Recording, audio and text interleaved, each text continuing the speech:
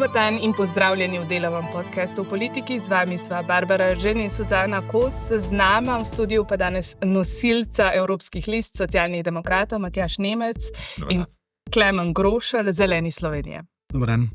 Hvala, da ste se odzvala najnemu vabilu. Naj povem, da je to zadnji v vrsti duelov, ki sva jih z Barbaro opravili v zadnjih 2 tednih pred evropskimi volitvami. Sodi pa tudi v projekt Evropa izbira, kjer analiziramo, spremljamo in poročamo o evropskih volitvah. Sofinancira ga tudi Evropski parlament, vendar to ne pomeni, da kakorkoli vpliva na izbiro vprašanj, gostov ali tem. Gospod Klemen Grošelj, začnimo z vami. Vi ste bili gost v tem studiu pred prvomajskimi počitnicami. Takrat ste ocenjevali, da je malo verjetno, da boste zbrali podpise in se odpravili na evropske volitve. Kot vidimo, vam je to vseeno uspelo. Zdaj ste nosilec liste Zelenih Slovenije in pravite, da zastopate zeleno-liberalne rdeče barve. Če prenesemo na Evropo, kaj to pomeni? V kateri družini vas lahko pričakujemo? Andrej Čuš, ki vodi stranko, je pred časom ocenjeval, da bi se lahko včlanili v evropske konzervativce in reformiste, da bi se njim pridružili, ECR. Se vidite tudi vi tam? No, poglejte, če gledamo malce teorijo, politološko teorijo zadnjih let, je tako imeno obdobje velikih ideologij končano. In tukaj recimo v evropskem prostoru zdaj to najbolj spretno izkorišča skrajna desnica. Če pogledate program Wildersa, on je v bistvu kombiniral socialo, stanovanjsko vprašanje in varnost migracije, oziroma tu je v bistvu tudi malo sociale zraven.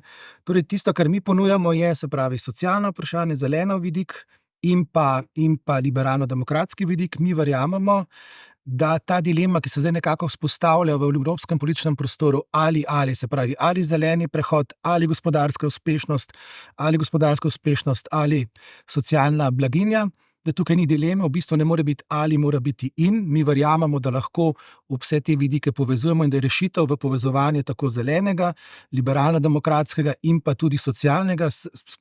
Podnebne spremembe so tako kompleksen vprašanje, vpliva na tako širok nabor različnih družbenih podsistemov, da verjamemo, da je ta pristop tisti pravi. Glede ECR-a, jaz sem rekel, da bom vedno član proevropske politične skupine. Zdaj, kaj se bo zgodilo po volitvah, bomo pa videli. Jaz mislim, da bo tudi ta prostor se spremenil. Jaz verjamem, da bo prišlo do veliko premikov znotraj posameznih političnih skupin in ko bo, če bomo do tega prišli, se bomo takrat odločili. Zaenkrat še niste odločeni? Ne, poglejte, kot sem rekel, recimo, jaz sem že dal večkrat primer, v Renew imamo stranko češkega mogotca Babiša, ki praktično sledi politiki ID-ja. Potem imamo tukaj izjave, kjer nekateri govorijo, da je sodelovanje s skrajno desnico tudi možno. Imamo aktualno novo koalicijski sporazum oziroma koalicijo na Nizozemskem. Torej, kot sem rekel, tukaj se dogajajo velike spremembe, bomo videli, kakšna bo ta delitev, ampak jaz mislim, da tista ključna delitev bo med proevropskimi silami in pa tiste, ki vidijo bolj suverenistični pristop znotraj Evropske unije, in jaz mislim, da tega pač ne bom podprl. Torej, ECR ne. Kot sem rekel, ta zadržan do Evropske unije, zadržan pristop ni tisto, kar jaz zagovarjam. Mogoče, če še hitro na eno, če tako govorite, Evropski zeleni so vam očitali, da ste premalo zeleni, da je v bistvu v stranki samo to njeno ime. Tudi analiza, ki jo je opravilo 5 evropskih podnebnih in okoljskih organizacij, je vas oziroma liberalce označila za zavlačevalce. Vi še ste se uvrstila oba vaša kolega, evropska poslanca iz SD. Ja, poglejte, zdaj, kar se tiče zelenih, zeleni igrajo zelo močno politiko nekega ideološkega puritizma, se pravi, iščejo svoj prostor pod soncem. Poglejte, praktično vse stranke, tudi skrajno desne stranke, imajo določen del zelene agende in zeleni so šprenili po tej poti. Tisto, kar smo mi vedno trdili, nismo trdili, da smo samo zeleni. Naš poudarek je vedno bil na teh stebrih, o katerih smo ravnokar govorili. Jaz sem glasoval v nekaterih zadevah, vseh ključnih zadevah, ki so bile vezane na zeleni prehod, sem podprl. Če se malce spomnimo, kljub tem analizam, sem bil eden bolj izpostavljenih pri vprašanju uredbe o obnovi narave, Nature Restoration Law, potem pri vprašanju pesticidov, praktično se nihče drug razen mene in kolega Bogovič okoli tega vprašanja ni izpostavil. Torej, mislim, da je moja kartoteka zelenih dosegel kar dosti široka, tudi sodeloval sem z mnogimi kolegi iz zelenih. Me pa to presenetilo tista izjava, kot sem že večkrat rekel, če drugega ne bi gospod moral vedeti takrat, ko je glasoval za mene, ko sem bil v tej ožji pogajalski skupini in takrat je glasoval celoten parlament.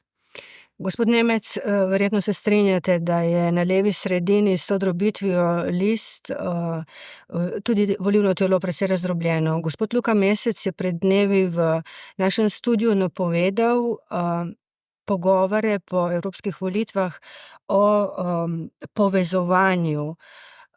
Sicer je napovedal v bistvu povezovanje na levi, seveda, ne.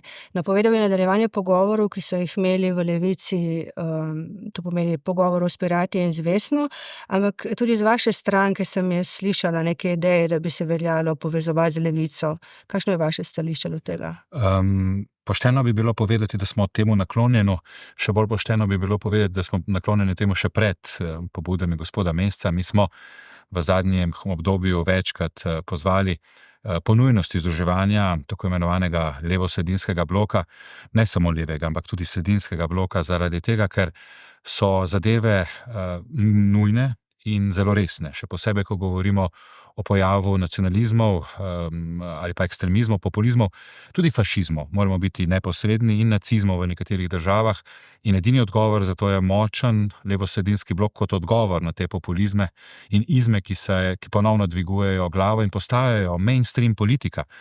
Namreč spomnimo še 20 let nazaj, nekoliko več, ko je Avstrija povabila v vlado ekstremno desno Hajderjevo stranko svobodnjakov, je takrat Evropa skočila na noge in takrat so se dejansko pripravljali ukrepi zoper Avstrijo. Danes imamo vlade, ki ne samo, da sodelujejo, celo napovedujejo še okrepljeno sodelovanje z ekstremno desnimi strankami. Ne spomnim, da ravno zaradi teh strank in njihovih ideologij je nastala kot odgovor na konflikte druge svetovne vojne ta izjemna ideja miru, sodelovanja gospodarskega, ki rečemo danes Evropska unija. Nič konkretnega pa o tem povezovanju ne morete povedati vi, če bi se recimo kdo odločil, jaz ne vem, ali se bo zgodil en odhod iz SD-ja ali bo to pač povezovanje SD-ja z drugimi. Dejansko mi spodbujamo te vrstne pogovore, mi smo tudi z Levico večkrat in več pobud, v preteklosti tudi neslišane. Danes so se ti odnosi spremenili, vabili k sodelovanju tudi znotraj zdajšnje koalicije, zaradi tega, ker smo tako socialni demokrati in moram biti konkreten, tudi Levica, edini garant zaradi tega, da krepimo socialno državo znotraj tudi sedanje vlade, ki jo radi opredelimo ali poznačimo za levo-sredinsko. Zaradi tega, ker se nam prevečkrat zdi, da Gibanje Svoboda nekoliko preveč na desno sredino vleče za njihovimi ravnanji. Zdaj ste sami omenili povezovanje SD-ja in Levice proti Gibanju Svoboda. Zanimivo pa je, ko je Gibanje Svoboda na svojem festivalu v Zbiljah zasoliralo z svojim kandidatom za evropskega komisarja Tomažem Veselom, ste nekateri v SD-ju bili kritični do tega. Po pogovoru, ki ste ga imeli z kandidatom, ste mnenje spremenili. Zanimivo je bilo, da je gospod Brglez, ki prav tako kandidira na vaši listi, ocenil v enem od soočenj, da v bistvu gospod Tomaž Vesel bolj razume delovanje Evropske unije kot njegov predlagatelj. Zanimivo je, kako dejansko smo prišli do... Še to me zanima, tudi vi delite njegovo mnenje, jaz ne vem, kaj ste se vi tam pogovarjali z gospodom Veselom. Mi smo predvsem po obelodanjenju kandidata na dogodku Gibanja Svoboda bili presenečeni nad načinom, ne pa nad osebo, ki je predstavljena. Nam se zdi Tomaž Vesel kompetentna oseba, seveda v navezavi z resorjem, ki bi ga morebiti lahko pokrival. Neformalno se pogovarjamo o 4 potencialnih resorjih, ki bi jih kandidat Vesel lahko pokrival. Mi smo kritični predvsem do načina, kako smo tako mi kot Levica, se pravi oba partnerja koalicijska, izvedeli za to pobudo in za ta njihov predlog. Tisto, kar velja pohvaliti, je predvsem, da po 20 letih prvič se je v poslansko skupino in pri socialnih demokratih oglasil kandidat in se predstavil tudi njegov pogled in pogled morebitnega sodelovanja. Kajti predvsem socialni demokrati in predvsem naša evropska družina, kot druga največja evropska stranka v Evropskem parlamentu, smo za njega zelo zelo pomembni, zato da ga vodimo in spremljamo na tej poti predstavitve in potem nadaljnjega imenovanja. Tisto, kar bi lahko v danih okoliščinah Slovenija naredila, slovenska vlada, da bi predstavila dva kandidata, da bi dejansko imeli predstavnico tudi morebitno, ampak kot smo bili seznanjeni, je premier Golob obvestil tudi predsednico komisije von der Leyen o kandidatu, ki prihaja iz Republike Slovenije. In kandidatke ne bo. In kandidatke očitno ne bo. To je bila tudi naša sugestija, da kot resna država bi bilo v času, ko se išče ne samo vsebinsko, geografsko, ampak tudi spolno pokritost kandidatov, zelo primerno, da bi to Slovenija, in še posebej zdajšnja vlada, ki poudarja pomembnost enakospolnosti oziroma enakospolne obravnave pri postopkih imenovanja vseh kandidatov in na vseh mestih, bi bilo več kot dobrodošlo, da bi to storila tudi vlada. Ampak kot rečeno, Socialni demokrati smo po pogovoru potrdili Tomaža Vesela. Nismo se uklonili, ampak smo se pogovorili. Za nas Tomaž Vesel nikdar ni bil vsebinsko ali posebnostno kakorkoli nesprejemljiv. Za nas je bil nesprejemljiv način, kako smo kot koalicijski enakovredni partnerji bili seznanjeni s tem predlogom. Gospod Groša, znano je, da imate tudi vi z načinom Gibanja Svoboda nekdanje stranke težave. Kaj pa z samo vsebino Tomaža Vesela? Če boste izvoljeni, si lahko predstavljate, da bi ga podprli? Jaz bom dal še dva komentarja. Zdaj, kar se tiče povezovanja na levi sredini, jaz mislim, da je ključno vprašanje leve sredine, ki se je pokazalo v zadnjih 15 letih, je kako povečati operativnost. Mislim, da je tisto, kar volilke in volilci pričakujejo, je večja operativnost in doseganje rezultatov. Pri povezovanju je treba tudi gledati nekako izgled na celotno levo sredino kot na nek tim, ki mora imeti neko usklajeno politiko, kako delovati, ker v politiki samo združevanje in 1+1 ni nujno 2, lahko tudi manj, lahko pa tudi več, in tukaj je ta, dajmo narediti ta strateški premislek, kako naprej. Predvsem pa mislim, da je ta kompetentnost in pa tudi učinkovitost in operativnost eno pomembnih vprašanj, ker Slovenija in tudi Evropska unija sta pred res pomembnimi izzivi. Zdaj, kar se tiče imenovanja samega komisarja, tukaj imamo v Sloveniji zadnjih nekaj let kar velike izzive. Mi v naši listi Zelenih Slovenije razmišljamo o tem, da če se pač politika o tem ne more poenotiti, seveda tukaj je tisti, ki potem lahko odloča suveren, in v Sloveniji je to ljudstvo. Zakaj ne bi ljudstvo o tem odločalo? Ali ni to predlog, ki bi bil pisan na kožo SDS?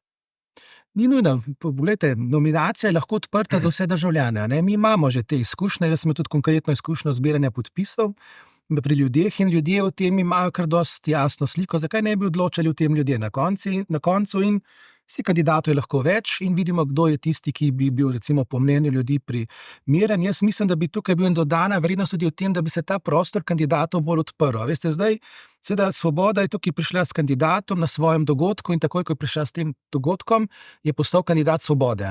Mogoče bi bil ta pristop v Sloveniji in tudi mogoče večja šansa, da bi bil potrjen v Evropskem parlamentu dosežena s tem, da imamo nek odprt nominacijski postopek, pridejo različni kandidatke in kandidati in ko dobijo podporo v svojem, bom rekel, v svojih volilkah in volilcih, s tem priti v Bruselj, je tudi Evropskemu parlamentu in to malce težje zrušiti takšnega kandidata. Zdaj, kar se tiče vsebine, jaz tukaj sem že večkrat rekel, nikjer ni garancije, da bo naslednja predsednica komisije Ursula von der Leyen. Tukaj so velike razprave znotraj Evropske unije. Spomnimo se Manfreda Webra, bil je špicen kandidat, v zadnjem tednu pogajanja je postal predsednik EPP-ja in pa Evropske ljudske stranke oziroma celotnega gibanja. Torej, veste, to je nepredvidljivo in težko je zdaj reči, da bomo govorili, to je meni malce zmotilo, 4 resorje. Mi ne vemo, kakšne resorje bo Slovenija dobila na koncu na mizo in govoriti, da imamo pa mi zdaj idealnega kandidata. Kaj pa, če bo naš kandidat dobil recimo področje demografije, kot je dobila Hrvaška Šuica. Zanimivo, recimo, jaz vidim, da velike ambicije ima tudi hrvaški predsednik vlade Plenković. Tukaj jaz nekako razmišljam, da njegova kandidatura na prvem mestu nakazuje na to, da on računa, da pa bo komisija očitno imenovana v roku po 6 mesecih in da HDZ ne bo šel na neke nadomestne volitve.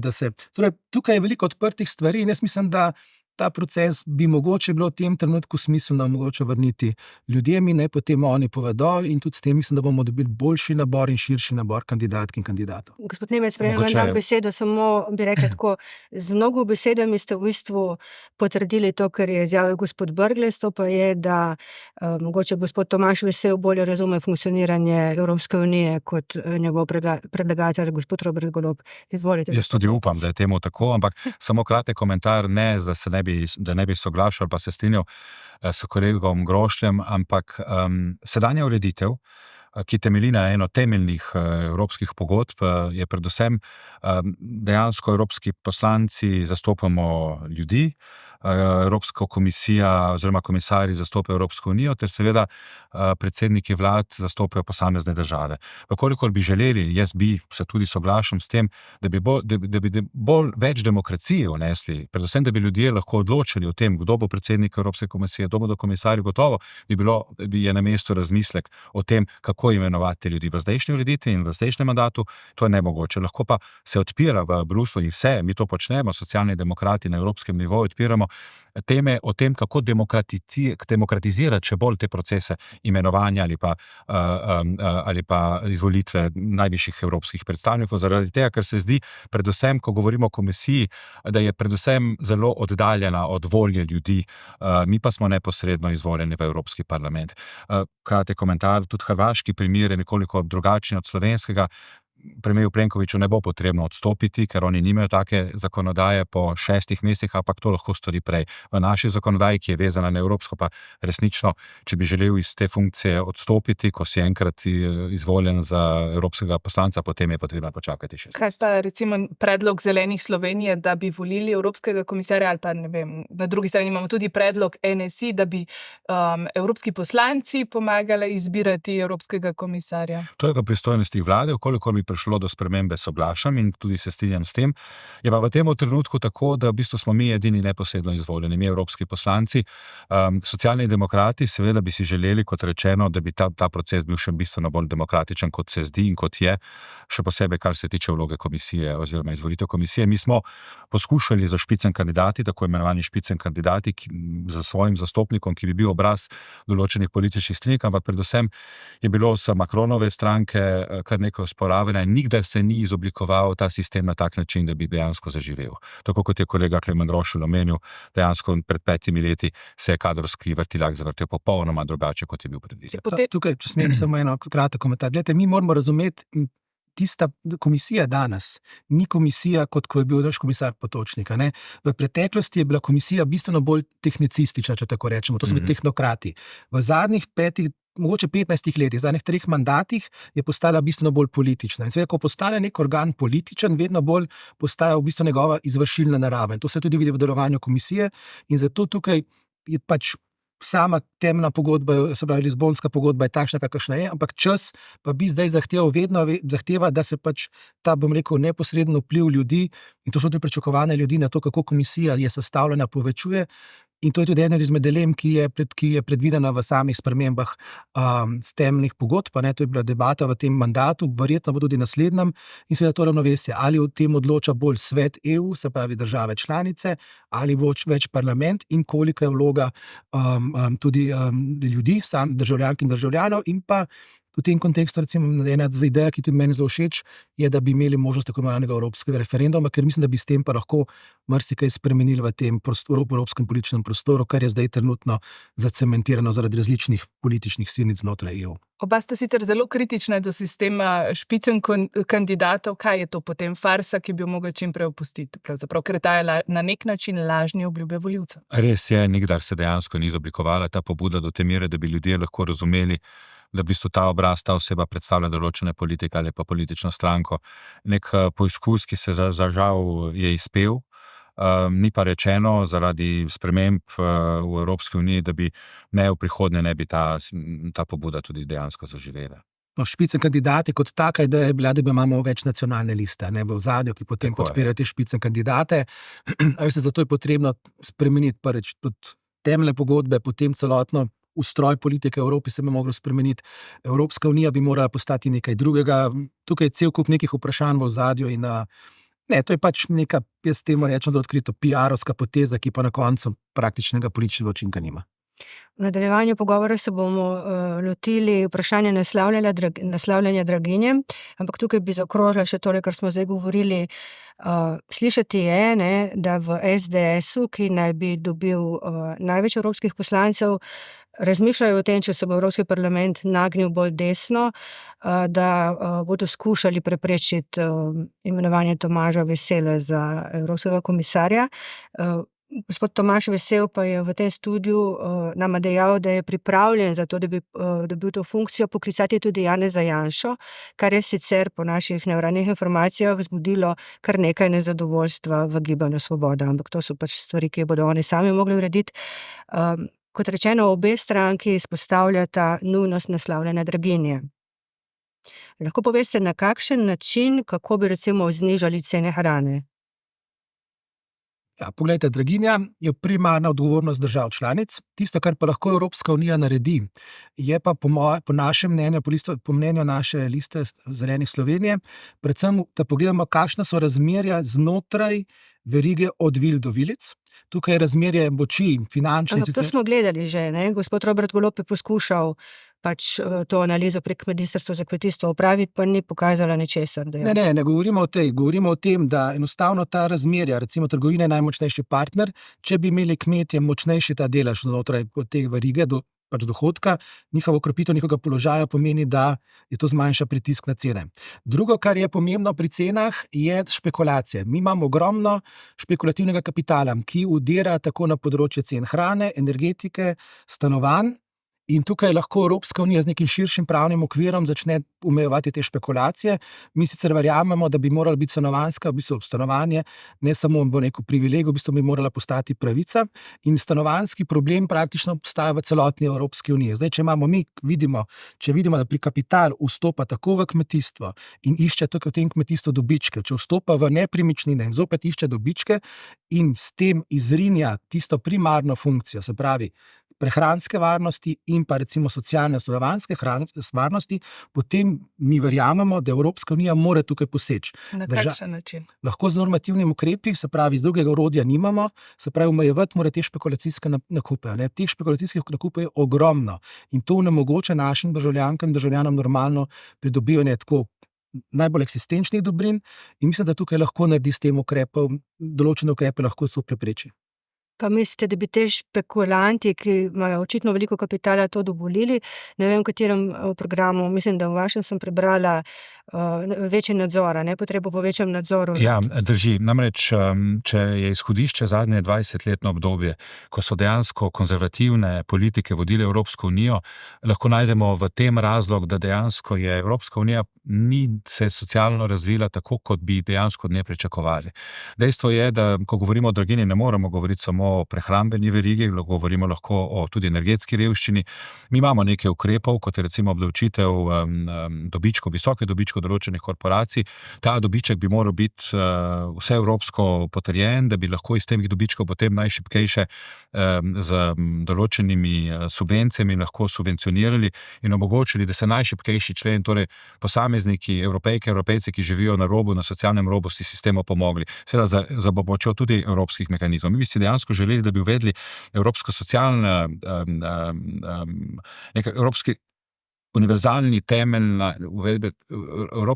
temeljni sistem, kjer bi dejansko zgradil ne samo finančno unijo, ampak tudi socialno unijo, zdravstveno unijo in določene premisi tega so že, neki nastavki so že nastali v Evropskem parlamentu. Se pravi, da dejansko razbrijemo odgovor ali manjanje več Evrope, da se odločimo za več Evrope kot garant, bom rekel, tudi socialnih pravic, ki bi zagotavljala kohezijo in kohezijsko razvitost Evrope, ne glede na to, ali govorimo o evropskem jugu ali o evropskem severu. S tem seveda bi za več Evrope bi našli verjetno odgovor tudi na porast draginje. In to je v našem programu zaradi tega, ker smo prepričani, da čas, v katerem živimo, terja več socialne Evrope. Torej, socialni demokrati se tukaj izjemno izpostavljamo svojim programom kot odgovor na konzervativne politike, ki so spravile Evropsko unijo v položaj, kakršne smo danes, po 20 letih. No, prej ste me vprašali za ukrepe, enotni fiskalni evropski okvir, ki sicer ne bo pomenil, da imamo povsod enake fiskalne stopnje, davčne stopnje, bi pa preprečil to, ker se dogaja zdaj znotraj Evropske unije še vedno, da imamo določene države, ki so na nek način davčne oaze. Tukaj bi lahko naredili veliko, potem je način, ki ga lahko Evropska unija, regulira, je skozi skupno kmetijsko politiko. Tukaj lahko gremo iz tega množične proizvodne hrane v bolj ciljano proizvodnjo, se pravi, da podpiramo tudi, da izenačimo pogoje za majhne kmetije, da z dodatnimi dejavnostmi lahko preživijo in tekmujejo na trgu, da zagotovimo, da je ta Je to hrana. mogoče sploh? Recimo slovenske kmetije so načeloma manjše kmetije vizavi velikim kmetom v Recimo tujini. Poljska, Madžarska. Lahko to je treba narediti, če hočemo imeti, zdaj, če naš cilj, da imamo zdravo, kakovostno in cenovno dostopno hrano, potem mora biti ta hrana blizu, ne more biti iz drugega konca kontinenta. In jaz mislim, da lahko to znotraj tega naredimo. Poglejte, če gremo s to potjo intenzivnega kmetovanja, tudi velike kmetije, kaj je največji problem trenutno v Evropski uniji? Začelo se je z majhnimi kmetijami, ki so propadale. Zdaj nam propadajo vedno večje kmetije. In če gremo mi po poti, vedno večja koncentracija površin, se pravi, da imamo vedno večje kmetije, da imamo tudi v Sloveniji, ne vem, zadnji primer na Pivškem, 393 hektarjev, ampak veste, na koncu pridemo do neke končne točke, kjer Slovenija ne bo več mogla tekmovati, ker so ti veliki sistemi. Veste, nek velik koncern, kmetijski koncern lahko mirno špekulira celoten trg s tem, da 2 ladje z žitom zaplujete 2, naredijo za 14 dni zamik in potem vplivajo na cene. Naprimer, take stvari se dogajajo na teh trgih in tukaj lahko Evropska unija naredi bistveno več. In taka cena, ki je bila lokalna, ima tudi siceršnje vplive na kulturno krajino in z tega vidika ta multiplikator je bistveno širši, tudi cenovno bo ta hrana na koncu vseeno, čeprav zdaj morda nekateri govorijo, da ne, bo dostopna. In pa seveda še ena zadeva, zelo pomembno je, da te standarde, ki jih imamo v Evropi, mi uveljavljamo dosledno in natančno do vseh naših partnerjev. V bistvu kmetijstvo postaja vse bolj strateško pomembna panoga. 1/3 evropskih sredstev iz evropskega proračuna je namenjen tej panogi, seveda za subvencijo, zaradi tega, da je evropsko kmetijstvo konkurenčno, ampak dejstvo je, da ga moramo ohraniti na evropskih tleh, če želite. Predvsem je pa pomembno reči, da 80% tega denarja je namenjenim velikim kmetom. Problem je v zdajšnji finančni ureditvi, da do manjših kmetov, tudi do slovenskih, ne pride toliko sredstev, kot bi si želeli. Tisto, kar sem želel še dodati, je to, da kar se tiče socialne Evrope, nekateri premiki v tem mandatu so bili storjeni. Prav moram se pohvaliti na tem mestu, zaradi tega, ker je bila moja stranka tista, ki je prednjačila pri pobudah in pri sprejemu teh politik, je, da imamo končno institut minimalne plače na evropskem nivoju. Mi to v Sloveniji poznamo že iz zgodnjih 90-ih let. To je pridobitev za Evropsko unijo. Končno urejamo področje platformnih delavcev. To področje je bilo neurejeno. Se pravi, Evropska unija kot varovalka na področju sociale je poleg nacionalnih politik lahko tista, ki zagotavlja socialno varnost v Evropi. In ta, po Eurostatu, je tista težava, ki najbolj bremeni Evropejke in Evropejce. Torej, socialna varnost z vključujočo draginjo in z možnostjo preživetja in življenja z lastnimi rokami pridelanimi, je to ena od prioritet Evropejke in Evropejcev. Gospod Nemec, ko ste se že hvalili, kje vaša stranka prednjači, še eno vprašanje. Na evropski ravni se je začelo urejati tudi področje omejevanja kratkoročnega oddajanja nepremičnin. Posledično je gospodarski resor, ki ga vodi vaš predsednik Matjaž Han, pripravil zakon. Ta predlaga, da bi lahko dali kratkoročna stanovanja do 30 dni, to je spodnja meja, zgornje meje ni. Ali mislite, da bo to dovolj, ali to pravzaprav daje v roke županom še večjo moč in bomo v bistvu videli še večji razmak? Ni dovolj te problematike, ta pobuda ne bo rešila, tudi ni predstavljena kot rešilna pobuda za to, da bi rešili stanovanjsko področje. Tisto, kar je pomembno, da se končno stanovanjsko področje in njena problematika odpira to vprašanje tudi na evropskem nivoju. Mi smo imeli razpravo, oba sva sodelovala pri razpravi pri stanovanjski uniji v Evropskem parlamentu, da bi zgradili ta nov steber, kjer bi omogočili državam članicam pridobitve evropska sredstva prav za namen izgradnjo neprofitnih stanovanj. Airbnb, reguliranje Airbnb-ja pa je področje, ki bi se lahko v nadaljevanju, v naslednjem mandatu postalo evropska rešitev, zaradi tega, ker je to problem, ki se tiče praktično celotne Evrope in regulirane ali pa regulativa tega področja je nujna zaradi tega, da bomo v temu mozaiku en kamenček tudi mi prispevali k reševanju ne samo slovenske, ampak evropske stanovanjske. Samo še eno vprašanje bom imela, potem pa takoj gospod Grošelj. Sem jaz prav prebrala, da vi, ko ste v Bruslju, najemate Airbnb stanovanja? Jaz, potem, ko sem 1 leto živel za družino, ko sem imel za 1-letno najem, sem potem vsakič znova najemal Airbnb, vsakič znova sem najemal hotelsko sobo ali pa sobo, zelo odvisno od cene in možnosti v tistem trenutku najema. No, jaz bi sam tukaj dodal, če dovolite, mislim, da reševanje stanovanjske problematike, ta ukrep je sicer pomemben, ampak ni edin. Mi imamo v Sloveniji po nekaterih ocenah, če sem prav zasledil, 30,000 stanovanj, ki so prazna. In tukaj je tisto, kar jaz vidim, kar mi vidimo na naši listi Zelenih Slovenije, je kot njena rešitev, je sprostitev sredstev kohezije. Potem imamo tukaj ogromno sredstev tako imenovane energetske sanacije. Tukaj bi lahko imele države članice vzvod, da tista stanovanja, ki so prazna, pač nimajo prednost in so to recimo minus točke pri kandidiranju na recimo denar za ekosklad. Potem imamo tukaj tudi možnost, da bi recimo ta sredstva, ki so v nacionalnem načrtu za okrevanje in odpornost, in če gledamo samo letnice, če ne gledamo mesecev, večina se programov se konča 25, začetek 26, da se dogovorijo države članice, da lahko ta sredstva recimo namenimo za gradnjo neprofitnih stanovanj.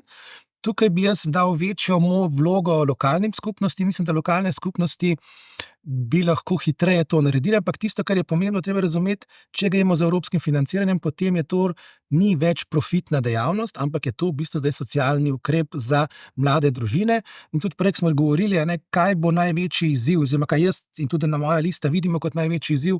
Mi imamo težavo, da v danih demografskih razmerah moramo spostaviti mehanizme, ki bodo to srednjo, recimo najbolj produktiven del prebivalstva razbremenile s tem, da bomo mi poskrbeli za mlajše in starejše kot družbe.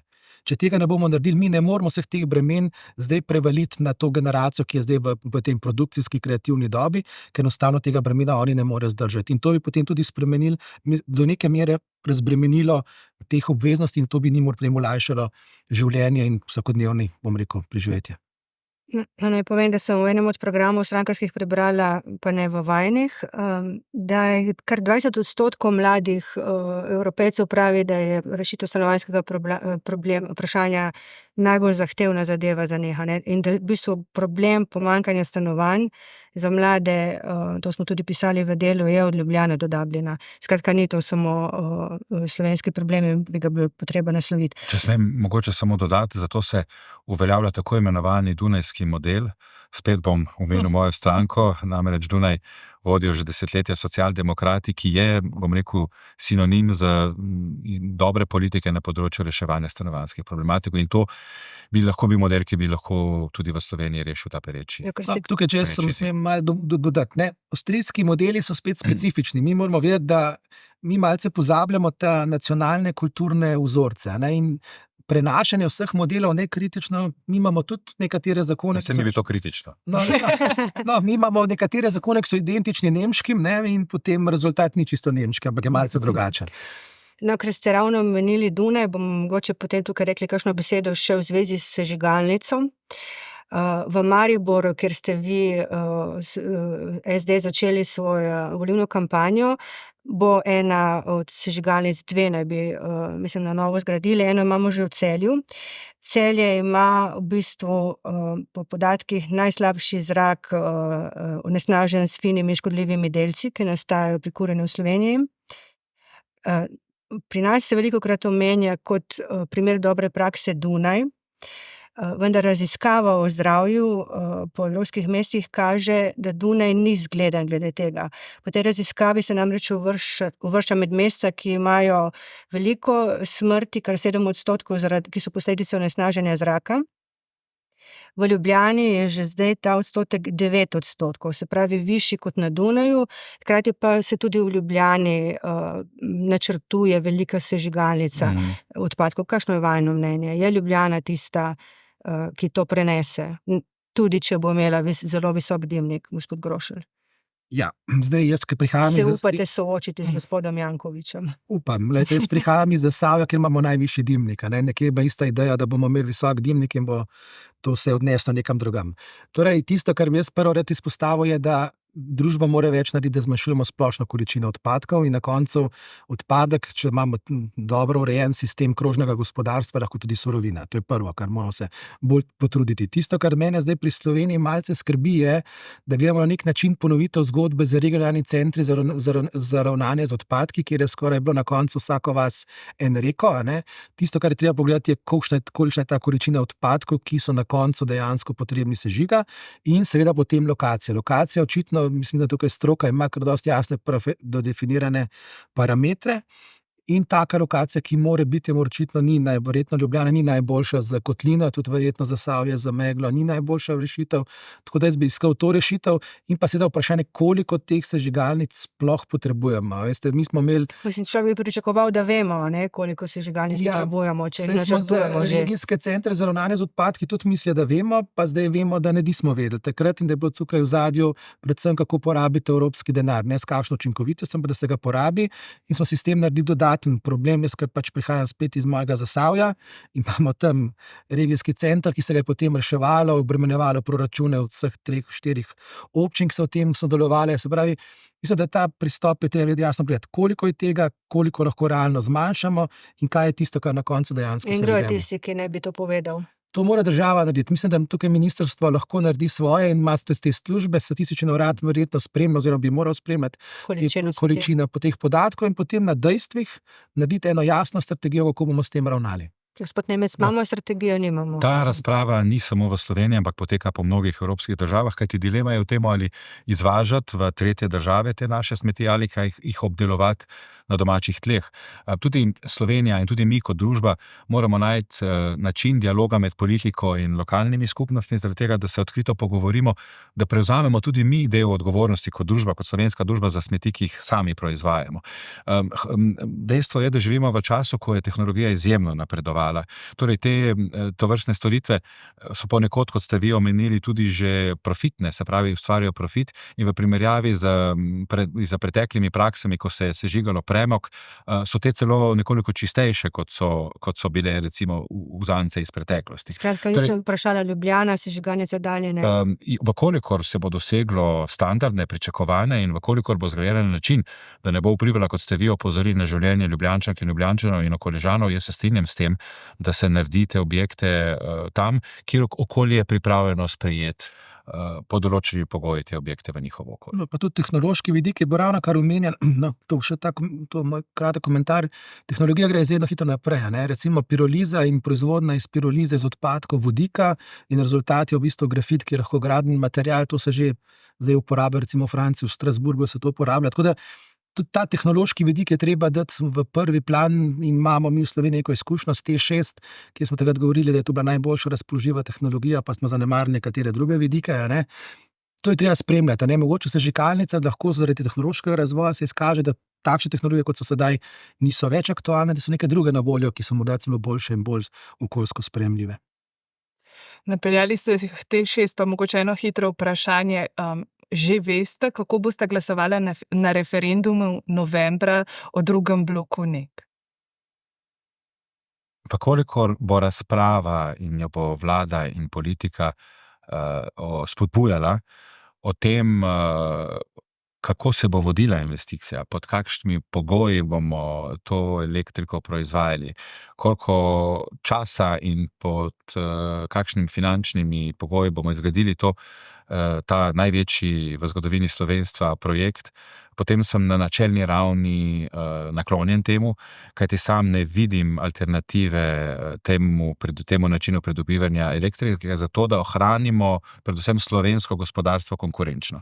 Obkrožili boste torej da? Ja, seveda, ampak pod pogojem, da se vsaj ti minimalni kriteriji, katere sem zdaj nanizal, izpolnijo, kajti vprašanje preveč, ampak zdi se mi, da ima vlada, kot tudi celotna politika in celotna družba dovolj časa do novembra, da najdemo odgovore na določena vprašanja. In politika bo morala predstaviti kredibilne in verodostojne dokaze o tem, da se nam ne bo ponovila investicija v T6 v NEK. Ker ste omenili, da je treba ohraniti slovensko gospodarstvo konkurenčno, gospod Prebilič je računal da bi bila električna energija iz drugega bloka jedrske elektrarne v Krškem nekajkrat višja, kot so sedaj cene elektrike na mednarodnem trgu. Se Gospodarski pravi, vidik, da bi to slabo vplivalo. gospodarski ne? vidik je zelo pomemben element in seveda vprašanja povezani s tem terajo odgovore.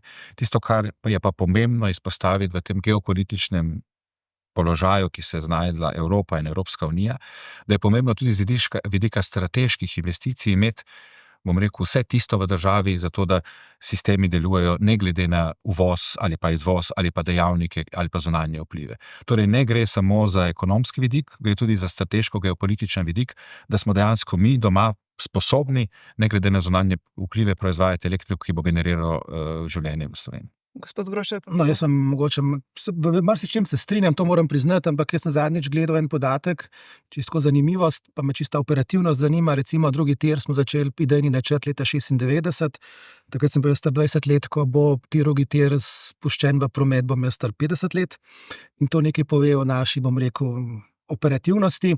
Zdaj, ključna vprašanja so tukaj že omenjena cena, a ne na koncu. Jaz mislim, da Slovenija ima tukaj na področju obnovljivih virov energije velik potencial, ki ga mora še izrabiti. Potem je tukaj seveda tudi vlaganje v energetsko učinkovitost, bolje izolirane hiše z trojnim termopanom okna, z boljšo izolacijo, so v vsakem primeru bolj ugodne za prebivanje, tudi za uporabnike pomeni nižjo ceno, ne glede na to, kakšen je vir energenta, ker manj porabiš. Zdaj pri jedrski je pa seveda tukaj ogromno vprašanj, od tehnoloških, kakšna tehnologija bo uporabljena, kako bomo mi to financirali s 1. januarjem, prihaja nazaj, že malce pozabljen pakt stabilnosti in rasti, kaj se bo to zdaj javni denar, a bo to zasebni denar. V Britaniji recimo smo imeli primer, da se to financira skozi francosko-kitajsko partnerstvo, Finska je to financirala preko, je prepustila investitorju. Torej, tukaj je veliko vprašanj, potem ta cena, kakšna bo na koncu, kakšen je časovni okvir tega. Mislim, tukaj je veliko vprašanj, ne bi si pa želel, da imamo neko soglasje politično, ki bi potem peljalo v podobne zgodbe, ki smo jih že imeli v preteklosti. Naša največja investicija v zadnjih 30 letih v energetiko je bil TEŠ6, ki ga bomo verjetno do leta 2033 po 1,7 milijardah in pa 2 milijardah izgub zaprli. Torej še ne veste, kako boste obkrožili novembra na referendumu? Jaz osebno sem naklonjen pravi jedrski energiji, ampak gledajte, tukaj je veliko vprašanj, jaz bi si zelo želel, se vem, da je to zdaj, da boste rekli, se izogibam odgovoru, ampak pogledajte, če gremo v obnovljive vire energije, potem je verjetno izbira z vidika jedrske tehnologije boljša izbira mali modularni reaktorji, zato ker so bolj odzivni, ker se lahko na ta nihanja, ki jih povzročajo obnovljive vire energije, lažje odzivajo kot pa nek velik sistem, ki deluje v pasovni širini. Veste, to so tehnična vprašanja in tudi druga vprašanja, katere mora stroka jasno povedati, ker to ni zdaj izbira za naslednjih 5 let. To ni tako kot moja sončna elektrarna na moji strehi, ki če v najslabšem primeru se vse spodleti, pa bomo mi že nekako to z družinskim proračunom. Ta država, če se bo zadolžila za 16 milijard, to je več kot je naš letni proračun, mislim, da to ni tako lahka izbira. Dajmo res razgrniti vse, kar je na mizi, tudi v energetiki, če spremljamo, tudi energetiki opozarjajo sami, da je tukaj tehnološki vidik, potem je okoljski vidik in na koncu tudi ta ekonomika celotnega projekta. Mogoče bi jaz dodal, da je nemogoče govoriti o tako veliki investiciji, ne da bi govorili o veliki investiciji, ki smo jo dolžni narediti tudi v samo infrastrukturo. Nekatere ocene so okrog 4 milijarde samo v obnovo zdajšnje infrastrukture, zaradi tega, da bomo lahko razvijali tako alternativne, zelene, govorimo o vetru, o vodi in o seveda soncu, kot tudi o jedrski energiji. Torej, pred nami so zelo pomembne odločitve kot družba, zaradi tega, ker te odločitve bodo vplivali na življenje tudi naših otrok ali pa predvsem na življenje naših. Tukaj bi še nekaj dodal, Matjaž me je spomnil zdaj. Tudi če, tukaj moramo mi nekaj se zelo jasno povedati.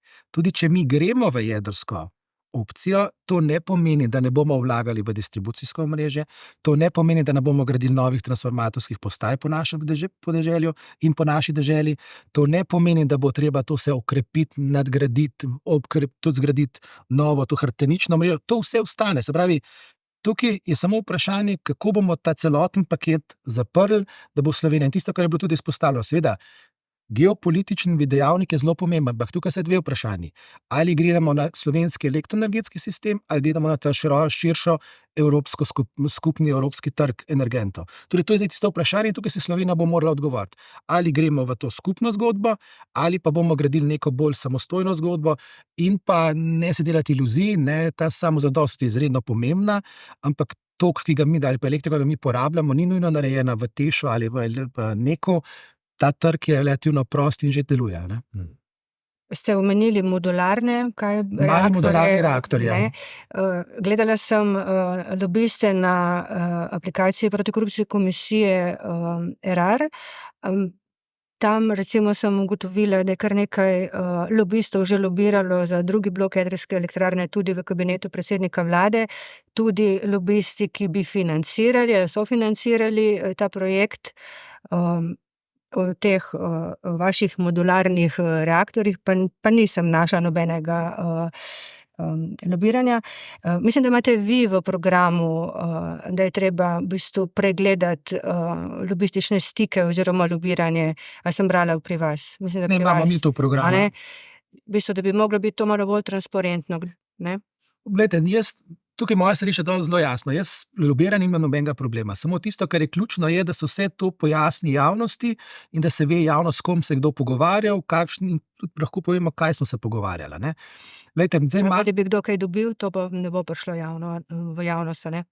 Poglejte, tukaj bom jaz rekel, na koncu je vsa korupcija stvar tistih dveh, se pravi, prvega, ki da in drugega, ki vzame, ali obratno.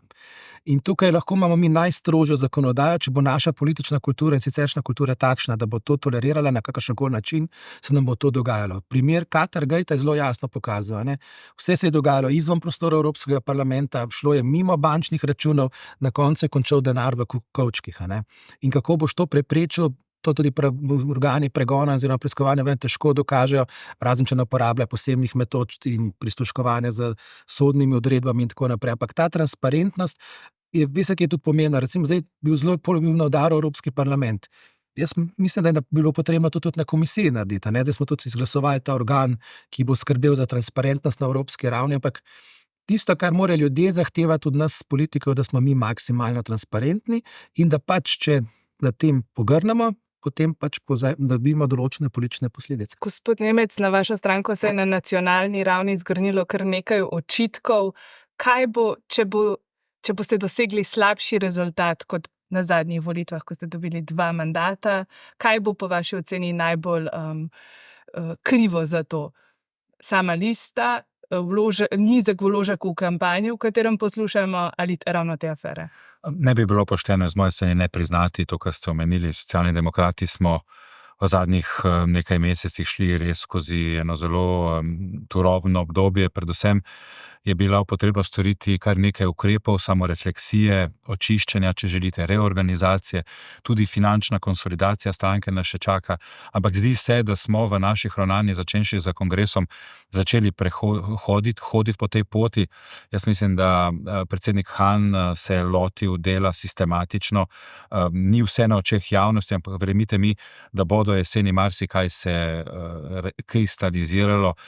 Mi smo tradicionalna stranka, seveda biti prisoten več kot 30 let v slovenskem prostoru pomeni, da lahko nam tudi kakšno napako izpostavite in naša odgovornost je, da to odpravimo čim prej, če želimo ohraniti svojo kredibilnost.